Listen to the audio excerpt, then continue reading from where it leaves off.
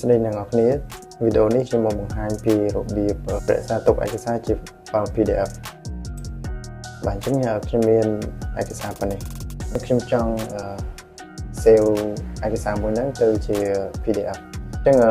ដើម្បីចូល save បានគឺយើងចូល file មកនេះអូខេហើយយើងចូល file អញ្ចឹងហើយបន្ទាប់មកយើងយកពាក្យថា save as បន្ទាប់ពី save as គឺយើងរើសទីតាំង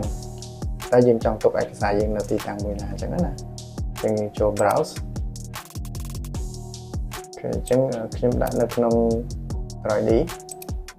បន្ទាប់មកឈ្មោះនេះខ្ញុំដូរចេញខ្ញុំ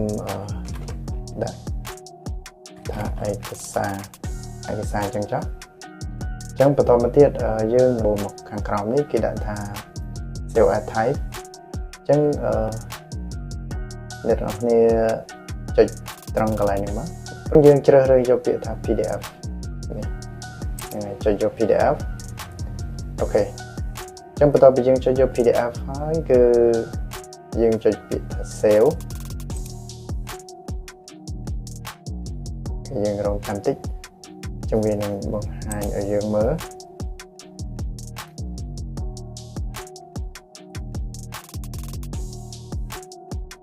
បាទនេះអញ្ចឹងឯកសារមួយនេះខ្ញុំបាន save វាជា PDF ហើយបាទ